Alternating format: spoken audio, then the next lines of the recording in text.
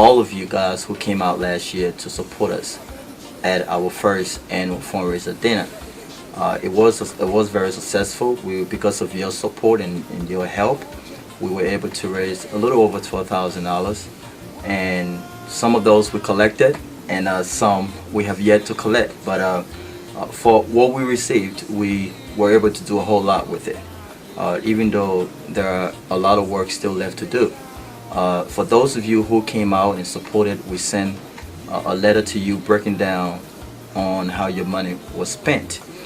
We were able this year to increase our scholarship recipients to 25. We were also able to send 2 large containers back home, which consisted of books, pencils, erasers, school utensils, backpacks, and all kinds of things. But one important thing that we did, which I thought was a huge accomplishment in our goal to strengthen our educational sector back home in Liberia, was we were able to successfully purchase a land because of your support to begin constructions of our first resource center, which will consist of a library, computer lab, playground, and other things for the kids. And that construction will begin this year, hopefully, based on your support this year at our second annual gala. The needs in Liberia are many, and we've talked about it over and over and again. According to UNICEF last year, about 500,000 Liberian students stay home, are not in school. About 60% of Liberian students stay home last year due to the increase in tuitions. And of those enrolled, about 40% of those sit on the bare floor with no desks. Teachers lack books to teach. You have some schools from elementary to 9th grade using one textbook. That's ridiculous. That's totally unacceptable. And we gotta fix that.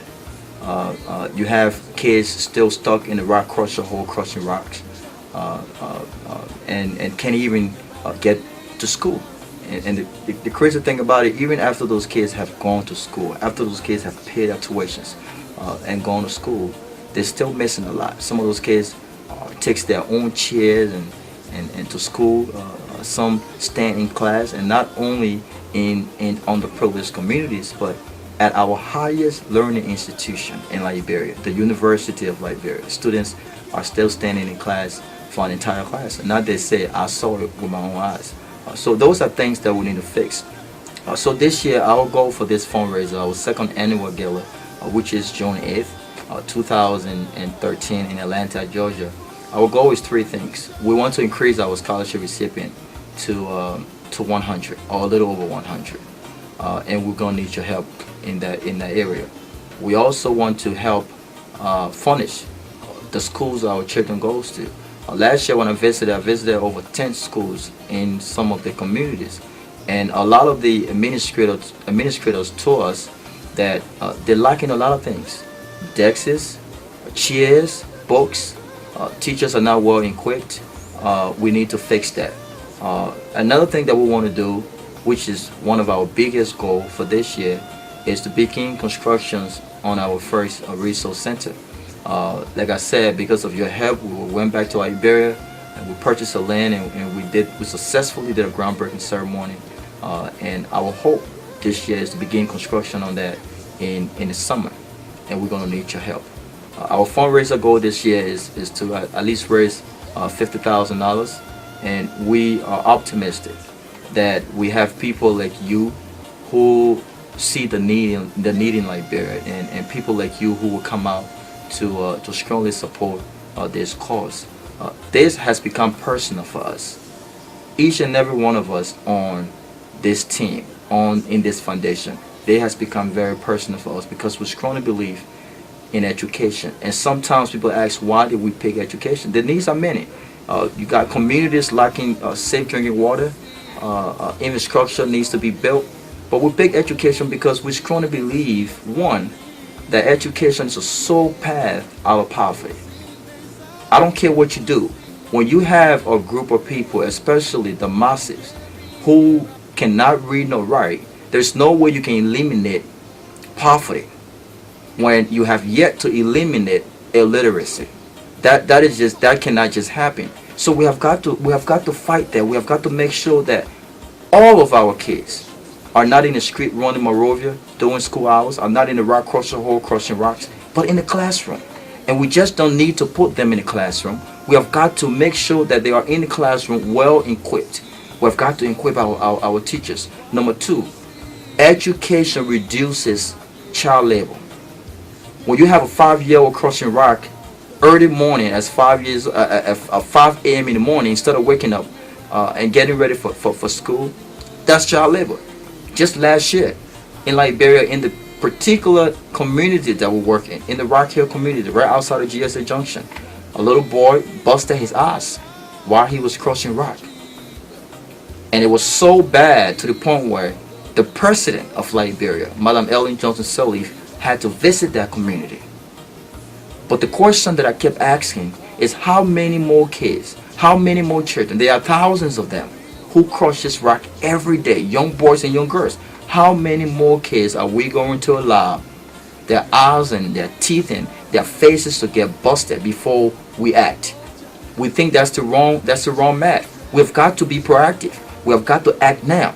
We have got to take our kids from those rock crusher holes and send them to school. They don't belong in there. They don't belong in there. And 30, we believe that there is no way we can grow economically if we have yet to grow educationally. There's no way. We cannot see any significant economic growth when we have refused to significantly grow educationally. In Liberia today, with the influxes of businesses, who are those businesses benefiting? Liberians are not working those businesses. According to the CIA fact book, amongst the 25 most miserable countries to live on earth, Liberia stands at number 2. At number 2, 85% of its labor force cannot find job. And it is no coincidence that we also have an 85% illiteracy rate. Something must be done. We must act now. It's about time that we Liberians, friends of Liberia, stop looking towards the government to do everything and look within ourselves and ask, what can I do? You don't have to have $1 million to impact. Your $1, your $2, your $5 can definitely make a difference. In Liberia today, to sponsor a child through an entire school year is $150. You won't believe it. That can send a kid to a good school, get his or her uniform purchased, get their school utensils throughout the year. And think about what we do with $150 a year. So we're urging all of you guys to come out June 8th. This is going to be a night of honor, giving back, and plenty of entertainment. The responses has been tremendously great. And we are so hopeful that together with you, with us, we can make an impact in Liberia. I've always said this, and I will say it again. In the 21st century, education is not a luxury. Education is an economic imperative that all Liberians should have access to without going to bed hungry. We have got to make sure that happens. There should be no reason why a mom or a dad have to choose whether or not they should send their kids to school or put food on the table.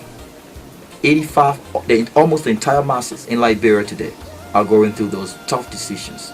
And even after those kids have crushed rock and done some of the hardest job to get in school, they're still lacking a lot more. So we need your help. Be a part of our team and come out on June 8th. And I promise you, you will not be disappointed. May God bless you and may God bless Liberia. I look forward to seeing you. Thank you.